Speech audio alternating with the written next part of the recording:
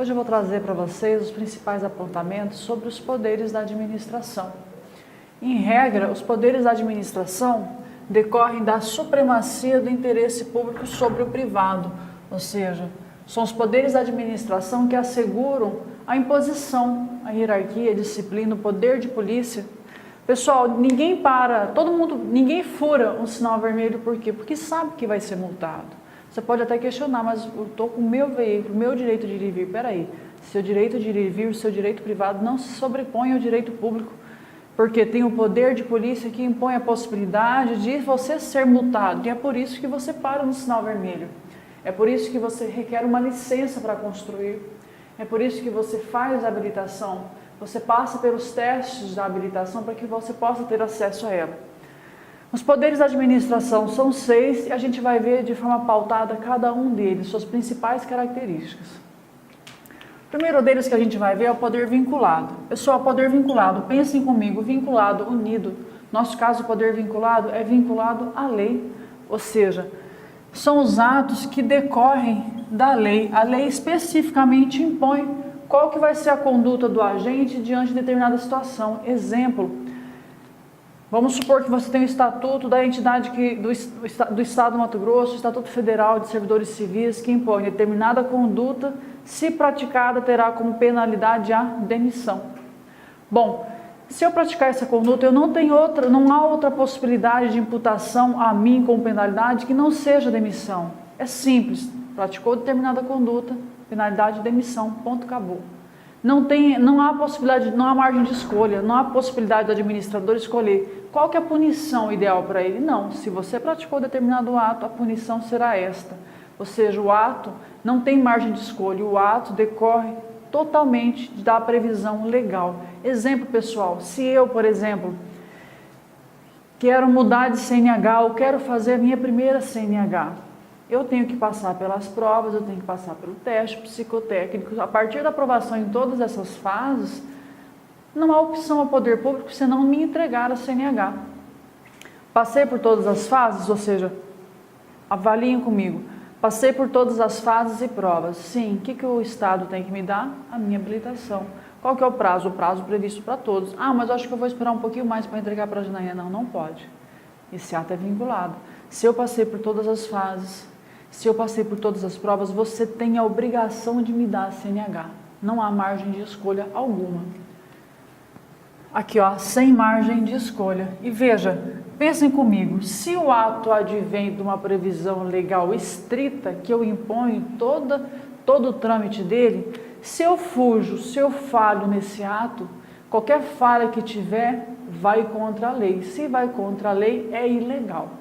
E se for ilegal, ele tem que ser anulado. Anulado por quem?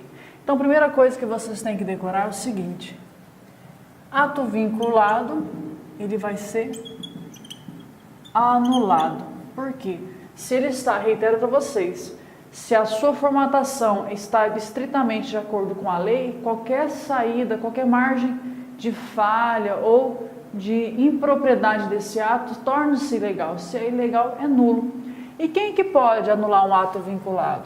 Tem duas possibilidades. Primeira, a própria administração.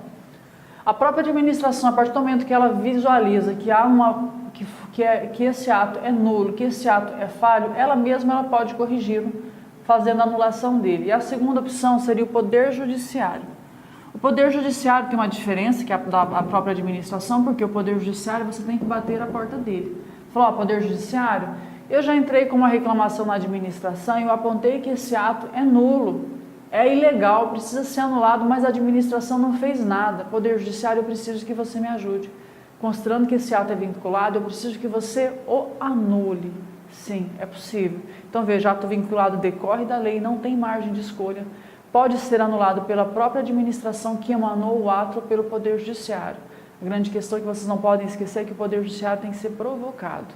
Enquanto a própria administração vai atuar de ofício, ela visualizou a falha, ela vai anular. Perfeito.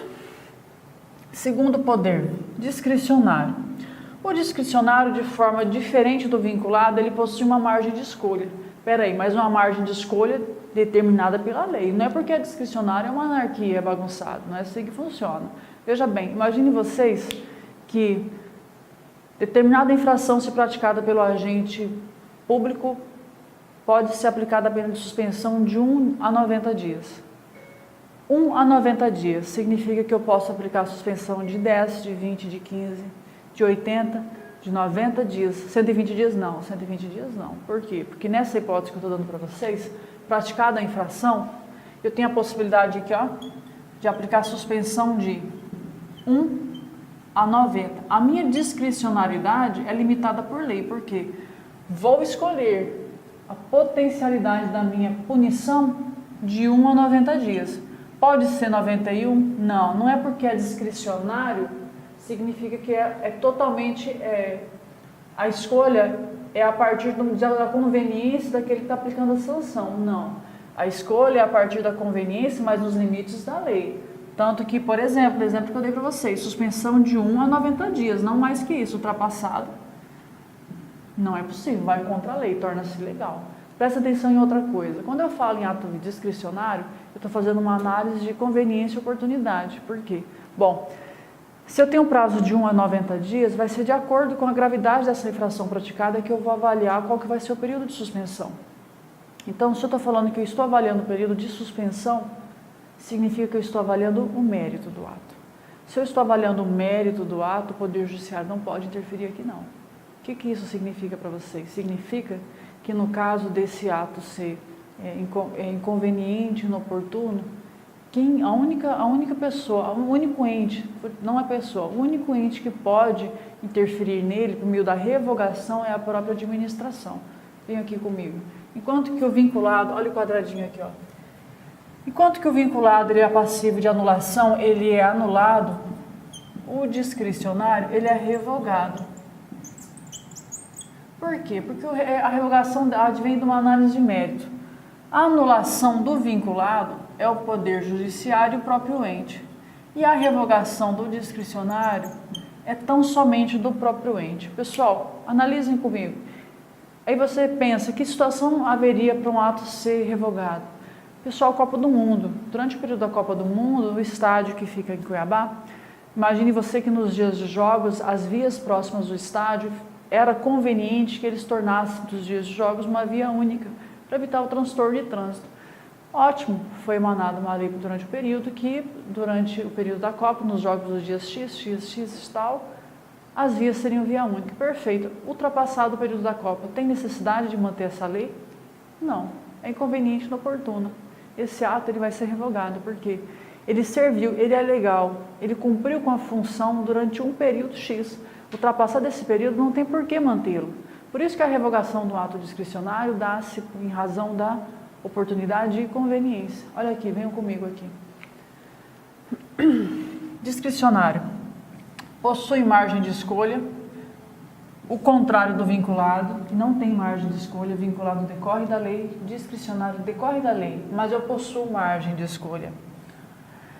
Há uma análise de mérito, e quem pode analisar é a própria administração, é o ente que emanou o ato.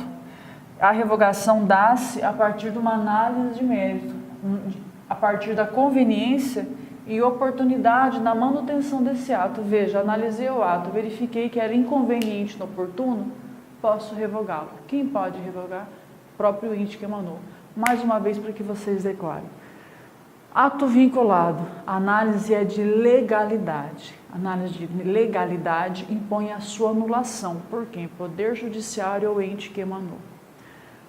Poder discricionário. Um ato discricionário, ele pode ser revogado, porque a sua análise é de mérito. Quem pode fazer a sua revogação é o ente que emanou. A partir de quê? Análise de conveniência e oportunidade. O ato vinculado advém da lei, decorre da lei, estritamente decorre da lei. O ato discricionário advém da lei, mas oferta uma margem de escolha. Um outro exemplo para vocês de ato discricionário. Eu sou agente fiscal. E durante a minha atuação eu tenho a possibilidade de fechar um estabelecimento, aplicar uma multa ou recolher os produtos. São 3 opções. Posso criar uma quarta? Não, são 3 opções. Decorrem da lei? Sim, decorrem da lei. Existe margem de escolha para eu, que sou eu, agente fiscal? Sim, então é um ato discricionário. Certo? Adiante. Vamos para o terceiro poder, que é o poder hierárquico. Pessoal, poder hierárquico, eu vou fazer alguns adendos mais para frente com o disciplinar, porque aqui começa a casca de banana e eu preciso que vocês decorem e entendam que é o principal. O poder hierárquico funciona assim. Como que funciona na sua casa? Hierarquia. A gente manda na onde? Na nossa casa. Eu não posso mandar na casa do Paulo e o Paulo não manda na minha. Eu mando na minha. Cachorro faz o que eu mando, menino faz o que eu mando e eu faço o que meu marido manda. É assim que funciona. O Paulo faz o que a mulher dele manda, faz o que a vizinha manda, o que a mãe dele manda, o que mais ou menos manda no cachorro. Mas eu posso mandar na casa do Paulo? Sem chance. O Paulo pode mandar na minha? Também não tem jeito, porque é assim que funciona a hierarquia. A hierarquia é a sua casa. Ninguém manda na casa de ninguém. Nenhum poder manda em outro poder, porque cada um manda na sua casa. A partir dessa concepção de poder hierárquico, o que vocês têm que saber? Poder hierárquico impõe-se aos órgãos e agentes que atuam naquela entidade. E aí você vai analisar conforme a esfera federal e estadual, tá? Então veja bem, não tem condições de estender a hierarquia para o particular. Por quê? Porque particular não é agente, não é órgão, não faz parte da casa. Então uma coisa que vocês têm que decorar, poder hierárquico que impõe aos órgãos e aos agentes. Só. Ponto, acabou. Poder hierárquico não se estende ao particular. E particular como vínculo? Aí é outra história, é outro poder, não é o hierárquico. Poder hierárquico que impõe aos agentes e aos órgãos daquela entidade. Vamos lá. O poder hierárquico que impõe os níveis de subordinação, lembra? Ministério da Saúde, Secretaria de Saúde Estadual, Secretaria de Saúde Municipal, PSF. Está vendo os níveis de subordinação? Advém do poder hierárquico. O poder hierárquico torna possível a delegação ou a avocação. O que é delegação? Eu delego para o Paulo, que é subordinado a mim para que ele desempenhe determinada atividade. Eu que sou superior a ele, vejo que tem uma causa que caiu na mesa dele que é um pouco complexa e que eu tenho mais ou menos um pouco de conhecimento a respeito disso. O que eu falo? Excepcionalmente, de forma fundamentada, Paulo, vou avocar esse processo, esse procedimento para mim. É seu, você é subordinado meu, mas de forma justificada e excepcional, eu vou avocar. Dá para mim, eu que vou julgar. Avocação, delegação. Paulo, toma, faça, porque eu sou superior a ele, tá? Mas cuidado. Eu tenho que lembrar para vocês que há algumas exceções, que não podem ser delegado o quê? Cenoura. Lembra cenoura? Cenoura não pode ser delegado. O que é cenoura? É atos de competência exclusiva, atos normativos e recursos administrativos. Pessoal, se eu delegar competência exclusiva, recurso administrativo, ato normativo, é inválido. Então vamos supor que no meu estatuto impõe que eu terei determinadas matérias de competência exclusiva, eu sou chefe da repartição. Eu falo, Paulo, vou viajar de férias, faz aí para mim, vou te entregar. Pode? Pode fazer, mas vai ser invalidado. A hora que eu vou estar de férias, eu vou ter que fazer tudo de novo, porque não é possível de delegação. Paulo, vou viajar, decide esses recursos administrativos aí para mim? Pode? Vai ser invalidado também. Paulo, eu tenho que mandar um ato para poder regular determinado setor X. Faça esse ato aí, já publica, pode? Vai ser invalidado de novo. Porque nessas 3 hipóteses que eu trouxe para vocês, são atos de competência exclusiva, ato normativo ou recurso administrativo, que não são passíveis de delegação. Tá bom? Aqui eu trouxe para vocês a sequenciazinha, né? Órgãos, cargos, atribuições advêm do poder hierárquico, porque eu estou impondo a terceira determinada atribuição que é da minha casa, nessa entidade que eu atuo. Aqui administrados sofrem a hierarquia? Não. O administrado que eu reporto aqui são os particulares. Cuidado com a prova, particulares. Cuidado com a prova de vocês. Administrado é o particular, não é o agente público, tá? Cuidado com isso aí. Agente público é o concursado, servidor, empregado, temporário, regime CLT ou estatutário, independente. Esse é o servidor público. O administrado é o particular, somos nós. Poder hierárquico impõe-se ao particular? Não se impõe. Só aos subordinados, quais sejam os agentes e órgãos. E aqui o poder público se impõe por meio de atribuições, subordinação e imposições aos subordinados, que são os agentes. Mais uma vez, agentes e órgãos. Certo. Agora eu vou explicar para vocês o poder disciplinar. Eu vou fazer alguns adendos ao poder hierárquico para que vocês não confundam. Poder disciplinar, o que é disciplinar? Disciplina, sanção. Quando você era criança, se você fazia alguma coisa errada, o que acontecia em casa? Ó, couro comia, não era assim que funciona? Sim. E se você xingasse alguém na rua? Às vezes a pessoa nem era parente seu. Você xingava alguém na rua, brigava numa festa, o que você acontecia? Você apanha do mesmo jeito. Ou seja, a disciplina não acontece só em casa. Você apanha em casa, apanha na rua. É diferente do hierárquico, você está vendo? Tanto que é o seguinte, de forma, para que vocês possam diferenciar, de forma clara, hierárquico, o poder hierárquico dá-se só na entidade, das atribuições de subordinação da entidade maior para os seus órgãos subordinados. Ministério da Saúde, Secretaria de Saúde Estadual, PSF, enfermeiro, médico, quem que atua, tá? Hierárquico. Disciplinar não. O disciplinar, esse poder sancionatório, ele impõe-se aos seus agentes públicos e ao particular, desde que o particular tenha algum tipo de vínculo com a administração, como concessão, permissão, autorização, por exemplo. Então vamos lá. O poder hierárquico impõe só aos órgãos e agentes subordinados. O poder disciplinar impõe-se aos agentes, no caso os agentes políticos, os agentes públicos. Corta, Tiago. O poder hierárquico impõe-se só aos órgãos e agentes daquela entidade. Ministério da Saúde, Secretaria de Saúde Estadual, Municipal, PSF, enfermeiro, médico, todo mundo que atua nessa linha, porque há uma subordinação. Poder disciplinar não. Poder disciplinar vai envolver o agente público e vai envolver o particular também, desde que o particular tenha algum tipo de relação com a administração. Veja, poder disciplinar impõe sanções àqueles que cometem infrações, certo? Quem sofre essas sanções? Pode punir quem? Aos seus servidores, que serão os agentes públicos, né? E aos particulares, olha aqui, a grande diferença, os particulares que possuem vínculo à administração. Então veja, eu não tenho nenhum vínculo com a administração, com a Prefeitura de Várzea Grande. Nenhum, não presto nenhum tipo de serviço. A Prefeitura de Várzea Grande, no seu poder disciplinar, pode me punir de alguma maneira? Eu não tenho nenhum vínculo com ela. Vamos supor que o Paulo possua algum vínculo, ele tem alguma permissão com a Prefeitura de Várzea Grande. Paulo é agente público? Não. Paulo é um particular. Mas o Paulo, mesmo sendo particular, ele possui uma permissão, possui um vínculo com a Prefeitura de Várzea Grande. Paulo pode sofrer o controle disciplinar? Ele sim. Então vamos lá. Sobre o poder disciplinar, vocês têm que decorar o seguinte. Poder disciplinar impõe-se aos servidores, aos seus agentes públicos, a todos os agentes públicos. Poder disciplinar impõe-se a todos os agentes públicos. Carguejei. Poder disciplinar impõe-se a todos os agentes públicos. Poder disciplinar impõe-se a alguns particulares. Quem são esses alguns particulares? São só aqueles que possuem vínculo à administração. Ou seja, se o particular não possui nenhum vínculo, ele não sofre controle disciplinar. Mas se ele possuir qualquer vínculo, ele passa sim a sofrer o controle disciplinar da administração pública. O poder disciplinar, ele controla principalmente o desempenho das funções e a conduta interna.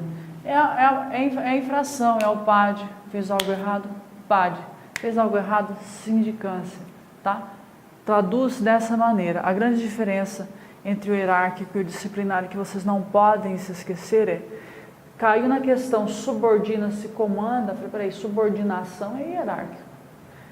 Caiu na questão de vocês, infração, punição, aí é disciplinar. O poder hierárquico impõe só aos órgãos e agentes da entidade que emanam o ato. Enquanto que o poder disciplinar vai envolver também quem? Vai envolver o particular que possui algum tipo de vínculo com a administração. Certo, adiante. Poder regulamentar. Sempre que vocês ouvirem falar em poder regulamentar, no automático, vocês têm que lembrar de decreto autônomo e decreto regulamentar, ou de execução, porque é a forma que se traduz esse poder regulamentar. Poder regulamentar é o poder que os chefes do executivo possuem para editar atos normativos. Pessoal, vamos lá. Chefes do executivo vai envolver a esfera federal, estadual e municipal, cada um no seu quadrado, mas você tem que ter ciência e estender a todos eles. Possuem para editar atos normativos. Atos normativos não é lei. Se cai na questão de vocês que poder regulamentar é o poder que os chefes do poder executivo possuem para legislar, não. Porque as únicas possibilidades que ele tem de edição são de 2 decretos, o regulamentar e o autônomo. Então vamos lá. O decreto regulamentar, pensem comigo, regulamentar. Quem regulamenta, regulamenta alguma coisa. O decreto regulamentar, ele regulamenta a aplicação de uma lei. Como assim? É muito comum na área tributária. Você às vezes tem uma lei que institui determinado tributo, mas ele não aponta as nuances da sua cobrança, valor acessório, multa ou algo do gênero. Aí o que torna necessário? Um decreto regulamentar para regular a execução, ou seja, vai ter assim, lei XXX0, regulamenta, lei XXX0, institui imposto tal. Lei tal, regulamenta a cobrança do imposto tal. Porque tem uma lei criadora, mas ela não é suficiente para sua aplicação. Por isso eu preciso de um decreto regulamentar para que possa executá-lo. É assim que funciona. Então veja bem, se eu estou falando que o decreto regulamentar regulamenta uma lei, significa que exige uma lei anterior. Então vamos lá, o decreto regulamentar ele serve para executar uma lei. Se ele serve para executar uma lei, a sua função ela é restrita à sua regulamentação, ou seja, o teor dela não pode fugir à lei principal, tá? Eu tenho a lei 112/01. Institui, vou pôr IPVA, mas não é essa lei, nem sei que lei que institui IPVA, isso é coisa da Lígia Donini. Ela institui IPVA, só que eu não tenho as nuances da regulamentação da sua aplicação. O que torna necessário? Vou ter que criar uma segunda lei. Vou ter que regulamentar a sua execução. Aí vem o decreto regulamentar número 011/2002, que executa a cobrança de IPVA prevista na lei 112/01. Aqui, ó a figura do decreto regulamentar. Pessoal, se eu estou emanando um decreto regulamentar para execução dessa lei, significa que ele tem que ser imposto. A sua criação tem que ser nos limites dessa lei aqui. Não pode instituir uma obrigação a mais ou algo do gênero. Não, é limitada. A sua instituição é tão somente para regulamentar essa lei, não mais que isso. É para a sua fiel execução. É naquela linha, não pode sair fora. Tá bom? Então veja bem, o decreto regulamentar exige uma lei anterior. Exige a existência de uma lei anterior para que ele possa ser criado, tá bom? Cuidado, o decreto regulamentar é uma competência exclusiva. Se é uma competência exclusiva, lembra da cenoura? Cenoura não pode ser delegada. Se é competência exclusiva, o decreto regulamentar não é passivo de delegação. Quem pode emanar é tão somente o chefe do executivo. Posso delegar para o ministro? Não, não pode. Secretário não pode, para ninguém. A delegação será inválida, certo? Segundo, decreto autônomo. Para que serve o autônomo? Autônomo, se é autônomo é sozinho. Exige a figura de algum outro item? Não, ele é autônomo. Serve para quê? Primeiro, extinção de cargos vagos. Cargos vagos, porque vocês já sabem que se o cargo estiver ocupado, criação e extinção por lei. Lei formal, lei em sentido estrito, tá? Agora, se for vago, um decreto autônomo pode extinguir esse cargo. O que mais? Organização e administração federal aplica-se no âmbito estadual, pelo governador, municipal, pelo prefeito. Organização da administração federal, estadual ou municipal, quando não aumente despesa ou não extinga órgãos. Então, veja, o decreto autônomo, em regra, é utilizado para pequenos atos da própria administração, regulamentação e extinção de cargo vago, a mudança de secretaria, alteração de postos, fusão, algo do gênero, desde que não gere extinção do órgão. E, pessoal, a grande diferença aqui é que, no caso, os decretos autônomos são passíveis de delegação.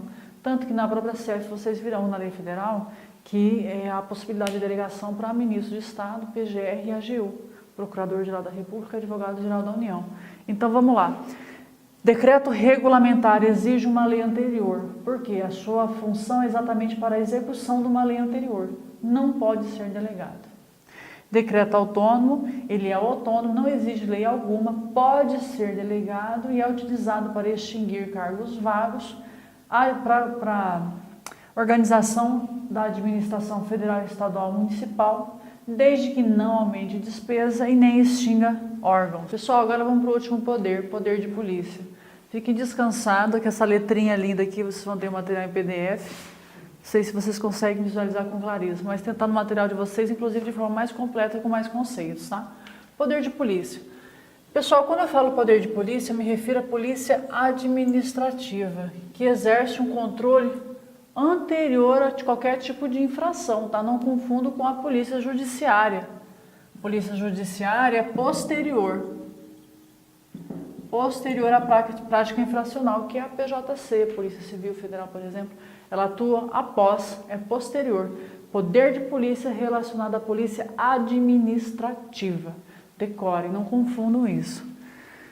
O poder de polícia advém, como os demais, da supremacia do interesse público, só que a partir dele a gente vê com mais clareza, porque a partir do poder de polícia, a gente sofre imposições diretas, né? A gente sofre limitações diretas ao nosso poder, que é todos os direitos que a Constituição Federal assegura para a gente.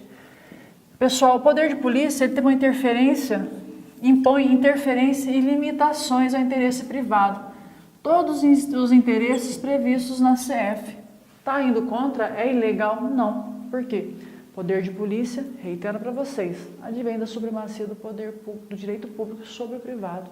Então veja, a coletividade está sendo beneficiada em relação a esse tipo de controle estatal. O poder de polícia ele tem dois tipos de controle. Pode ser repressivo ou preventivo. Qual que vai ser o preventivo? O preventivo é anterior ao ato. Exemplo, no caso de licenças ou autorizações, licenças para construir, autorização para que exerça determinada atividade. Então, esse controle é anterior ao ato propriamente dito ser executado. E o segundo tipo de controle é o repressivo. Pessoal, vamos supor, reitero um exemplo que é até comum para vocês. Tem determinada área da cidade que é próxima do mar, que é uma praia.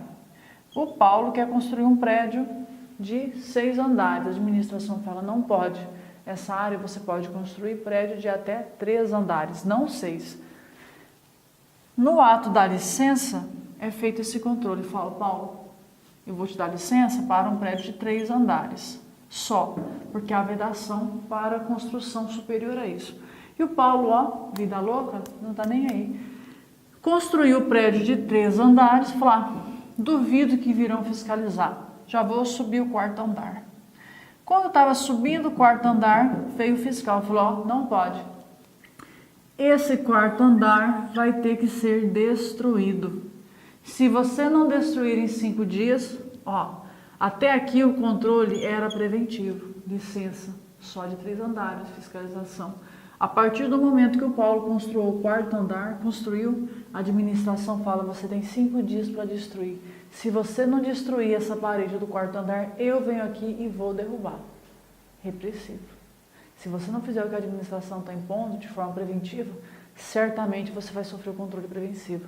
É o que aconteceu com o Paulo. Considerando que ele não destruiu o 4º andar em 4 dias, foi a administração pública que, ó, foi para o chão. Além dele sofrer multa e outros tipos de sanções monetárias, tá bom? Então decorem o controle preventivo ou repressivo. Preventivo antes da prática do ato, repressivo após a prática do ato. É possível a cobrança de taxa de polícia? Sim, pessoal. A própria CF prevê essa possibilidade, porque veja, se vai ter atuação do poder público, vai ter o quê? Despesa. A atuação do poder público é só interesse da administração? Não. A atuação do poder público com relação ao poder de polícia é interesse da coletividade. Então ele está cobrando a taxa de você, mas para controle desse ato que vai beneficiar a coletividade inteira. Então pode ser cobrada essa taxa, tá? Pessoal, e quais são as fases do poder de polícia? Isso aqui caiu na prova de delegado federal. Acho bom vocês decorarem, tá? Porque tá na moda. Primeira delas, óbvio, legislação. Pode vir legislação ou ordem, tá? Mas, de qualquer maneira, significa que ela tem que advir da lei, tem que ter previsão legal. A segunda fase, isso aqui existe em todas, tá? Ó, vou pôr um redondinho. Todo poder de polícia exige uma legislação específica. O consentimento é uma segunda fase que possuem alguns. Por exemplo, tem uma legislação que impõe que só pode ter 3 andares em prédios na beira da praia. Numa situação como essa, eu vou pedir uma licença para construir. Então, essa segunda fase de consentimento, exemplo que eu estou dando, exige para alguns atos de poder de polícia. Nem todo ato de poder de polícia existe consentimento, tá? Consentimento vai existir, por exemplo, no caso de licenças e autorizações, que é o que é a autorização para que eu possa realizar esse ato. Fiscalização exige em todos, é você avaliar. Lembra que o Paulo construiu o prédio, o fiscal falou, peraí, 4º andar não pode, vamos derrubar. Advém da onde? Fiscalização. Então, vamos fazer o redondinho aqui. Fase essencial a todo ato é legislação e fiscalização. E a sanção? Bom, a sanção só vai ocorrer se você não está cumprindo o que foi imposto. Então, a sanção é variável. Alguns atos sofrem sanção ou não. Se eu não fiz nada ilícito e estou atuando de acordo com a legislação vigente, não vou sofrer sanção alguma. Então vamos lá, as fases do ato administrativo é a lei, consentimento, fiscalização e sanção. Quais são as fases obrigatórias em todos os atos? A lei e a fiscalização. Por quê? Nem todo ato precisa de consentimento e se eu não praticar nada ilegal, eu não vou sofrer sanção alguma, certo? Posso delegar um ato de poder de polícia? Mais ou menos, não vou nem falar depende porque varia muito. Como assim? Pessoal, é pacífico que, decore, posso delegar o poder de polícia para autarquia e fundação pública, que são pessoas jurídicas de direito público. Posso? Numa boa. Está saindo de uma entidade pública para outra entidade pública, não tem problema. Pode ser delegado. Ok, pacífico. Autarquia e fundação pública pode receber delegação do poder de polícia. Empresa pública e sociedade de economia mista. A jurisprudência atual majoritária aponta que não pode haver delegação do poder de polícia para empresa pública e sociedade de economia mista. Por quê? São pessoas jurídicas de direito privado, ou seja, sem chance, não pode ser delegado. E ao particular, a regra é que não pode, em nenhuma hipótese. Poder de polícia não pode ser delegado ao particular. O que pode ser delegado ao particular são atos operacionais. Como assim? Pessoal, se eu tenho, por exemplo, um pardal que fotografa e avalia a velocidade dos carros que passam no local, alguém tem que operacionalizar, alguém tem que construir, alguém tem que dar assistência para esse radar, esse pardalzinho. Quem que vai dar? Aí você pode, mediante contrato, contratar uma empresa particular para que operacionalize, para que possa fazer a operacionalização, como é que eu falo? Para que ele possa medir, enfim, manter o pardal em plenas condições, avaliar a máquina fotográfica dele, o local que ele está, se está pegando toda a via, se não está fotografando para baixo, manter as condições de operacionalização desse radar. Tá? Aí sim, numa situação como essa, mas não tem nada a ver com o poder de polícia. O poder de polícia é da entidade da circunscrição da via. É ele que pode penalizar.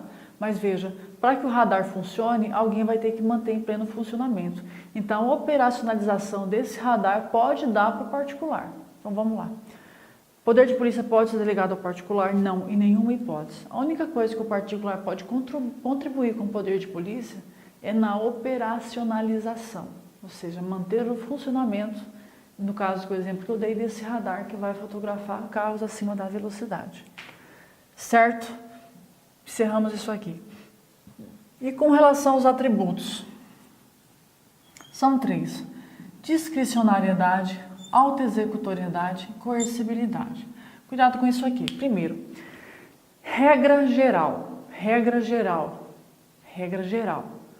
os poderes de polícia, eles são discricionários, certo? Regra geral. Por que regra geral? Porque quando vem na questão que fala assim, o poder de polícia é discricionário, está errado, porque a licença é vinculada. Então, a questão de você tem que ver, em regra, o poder de polícia é discricionário, porque tem previsão de ato discricionário vinculado. Como assim? A regra geral é que a discricionariedade é uma margem de escolha no poder de polícia, nesse poder sancionatório que ele tem. Agora, tem exceção da licença, porque, veja bem, se eu levo no órgão responsável da Prefeitura Municipal, o terreno é meu, o projeto do arquiteto está aqui, eu quero construir, não tem como eles não me entregarem essa licença para construção, é vinculado. Então, veja, a regra é que na atuação do poder de polícia há uma margem de escolha, há discricionariedade, mas tem exceção. Qual que é? Poder vinculado da licença. Então, o poder de polícia, ele tem atos discricionários e vinculados.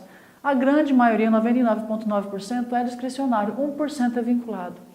Mais 1% é 1%. Então, a regra geral é que um dos atributos é a discricionariedade, mas tem exceção, que é a licença, que é vinculada. Tá? Segundo atributo é a autoexecutoriedade, ou seja, eu posso demolir aquele quarto andar que o Paulo construiu no prédio sem ordem judicial. Tem a notificação que você podia construir só 3 andares, você, a partir da ida do fiscal, você foi notificado novamente para poder demolir e você não demoliu. Então, nesse caso, quem vai demolir sou eu, administração. Precisa da participação do judiciário para isso? Não, não precisa. É um dos atributos dele, a autoexecutoriedade. Eu mandei, você não fez, então eu faço e você paga a conta. Exceção, multas de trânsito. Fui multada, recebi multa de trânsito, mas eu não paguei. Pode determinar um bloqueio judicial na minha conta? Não, não pode. Você tem que entrar com uma ação perante o Poder Judiciário para que você possa ser intimado para o pagamento da multa. Então vamos lá, a regra geral é a autoexecutoriedade. Exceção no caso de multas de trânsito, por exemplo. Terceiro e último atributo é a coercibilidade. É o emprego da força, independente da autorização judicial. Reporto o mesmo exemplo para vocês. Imagine vocês que o Paulo foi notificado. Era 3 andares, construiu o 4º andar, foi notificado. 5 dias você vai ter que destruir. O que o Paulo fala? Meu Deus do céu, eles vão chegar aqui e vão quebrar com tudo. Quer saber? Eu mesmo vou destruir. Porque se vem administração pública, eu estou na roça. Coercibilidade, porque ele tem esse temor. Vou fazer logo, porque se vierem, além de destruírem tudo de qualquer jeito, vou ter que pagar ainda multa. Então, e o medo, coercibilidade é esse temor. Porque você sabe que se você não fizer, vai ter o emprego da força. Mas também tem exceção, que são os atos constitutivos, enunciativos e declaratórios. O que são esses atos? Enunciativos, declaratórios e constitutivos. São aqueles atos que só declaram que você não tem nenhum débito, que você pode licitar porque não tem nenhum tipo de impedimento para a administração. E esse tipo de ato tem coercibilidade? Nenhuma, eu só quero uma declaração. Então, a exceção à coercibilidade são atos constitutivos, enunciativos, enuncia direito, ou declaratório. Declara algum item, algo que você tenha dúvida. Certo, junto, não tem como eu falar do poder de polícia sem fazer um apontamento sobre o abuso de poder. Abuso de poder é gênero, que eu tenho 2 espécies. O excesso de poder e o desvio do poder. Pessoal, excesso de poder é como? Eu tenho poder X, o meu ato ultrapassa ele. Eu tenho poder de para quê hoje no IPO? Eu venho aqui, qual que é o meu poder aqui? Entro, cumprimento o guarda, pego minha canetinha, subo para a sala e dou aula para vocês. A minha aula é de administrativo. Ninguém dá aula de administrativo sem que seja eu. É meu poder aqui dentro. Imagine vocês que eu um dia vim aqui um aluno e falou, professora, eu quero pagar. Não, daqui que eu recebo. Espera aí. Você não tem competência para isso. Você não é do financeiro. Você é do corpo de professores. Se você receber esse dinheiro, está indo além da sua competência aqui dentro. Não é assim que funciona. Você só vem aqui para dar aula. Vocês estão vendo que tem uma competência a mais indevida? Eu estou atuando além do devido. Eu estou atuando além da minha competência. Esse é o excesso. Eu atuo com excesso. Eu ultrapasso a função prevista. E, pessoal, tudo que é excesso é questionado. Por que você está excedendo? Né? Tudo que é excesso questiona-se. Então, numa situação como essa, é uma hipótese de abuso de poder, sim. Excesso de poder. E o desvio? Desvio é quando eu venho dar aula para vocês e eu sei que tem um candidato amigo meu que vai disputar determinado cargo político. E eu, no meio da aula, eu começo a fazer campanha para ele. Qual que é a finalidade minha para dar aula para vocês? dar aula de direito administrativo, passar para vocês todas as matérias possíveis que possam cair na prova. Mas eu desvio essa finalidade. Eu venho dar aula na minha competência, que é dar aula, venho dar aula, só que ao invés de apresentar direito administrativo, eu faço uma campanha para um candidato. Aí é um desvio de finalidade. Veja, eu estou trabalhando na minha competência, mas eu estou desviando a finalidade. Não é para você dar aula, não é para você fazer campanha, é para você dar aula. Você analisa a atuação, o mérito desse ato. Você veio para dar aula de administrativo. Como que você está fazendo campanha para fulano? Há um desvio de finalidade. Pessoal, cuidado. O excesso de poder nem sempre é negativo, tá? Às vezes, há hipótese de excesso de poder que a pessoa atua e nem sempre é prejudicial, não significa que é algo ilícito, por exemplo. Mas você sempre tem que analisar de acordo com a letra da lei. Você sabe que o direito administrativo, ele atua nos limites da lei. Você só pode fazer aquilo que o direito permite. Então, numa situação de excesso, mesmo que haja boa intenção, se há excesso de poder, há abuso. E se há abuso, pessoal, é ilegal. Olá pessoal, tudo bem? Eu sou o Dr. Ivar Polesso, delegado de polícia do estado de Mato Grosso, aprovado em 11 concursos públicos, 11. Você que gostou do nosso vídeo, acabou de ver o nosso vídeo, se gostou, dê um like, inscreva no canal e acione a notificação do YouTube no seu celular para você receber as novas aulas gratuitas que a gente vai postar aqui no nosso canal, tá bom? E se você quiser ver essa aula completa, entre no site ipoconcursos.com.br, que lá você vai ver um mundo de aulas e de pacotes e de cursos que estão gravados, que vão te ajudar na sua aprovação, tá bom? Nós te esperamos e se encontramos nas nossas aulas. Um grande abraço. Seja bem-vindo ao mundo hiponiano, Hipo Mais. Nós e com você, todo mundo junto até a sua aprovação. Até mais.